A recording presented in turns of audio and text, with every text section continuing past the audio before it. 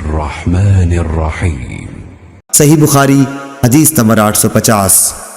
نافع بن یزید نے کہا کہ مجھ سے جعفر بن ربیعہ نے بیان کیا کہ ابن شہاب ظاہری نے انہیں لکھ بھیجا کہ مجھ سے ہند بنت حارث فراسیہ نے بیان کیا اور ان سے نبی کریم صلی اللہ علیہ وسلم کی پاک بیوی ام سلمہ رضی اللہ عنہا نے ہند ان کی صحبت میں رہتی تھی۔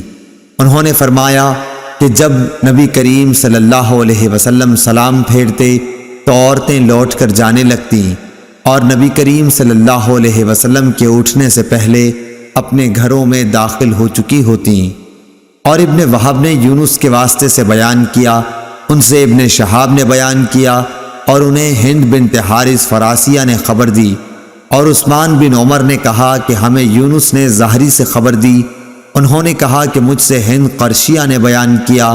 محمد بن ولید زبیدی نے کہا کہ مجھ کو ظاہری نے خبر دی کہ ہند بنت حارث قرشیہ نے انہیں خبر دی، اور وہ بنو زہرہ کے حلیف معبد بن مقداد کی بیوی تھی اور نبی کریم صلی اللہ علیہ وسلم کی ازواج مطہرات کی خدمت میں حاضر ہوا کرتی تھی۔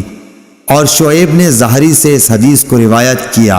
انہوں نے کہا کہ مجھ سے ہند قرشیہ نے حدیث بیان کی اور ابن ابی عتیق نے ظاہری کے واسطے سے بیان کیا اور ان سے ہند فراسیہ نے بیان کیا۔ لیث نے کہا کہ مجھ سے یحییٰ بن سعید نے بیان کیا، ان سے ابن شہاب نے بیان کیا اور ان سے قریش کی ایک عورت نے نبی کریم صلی اللہ علیہ وسلم سے روایت کر کے بیان کیا۔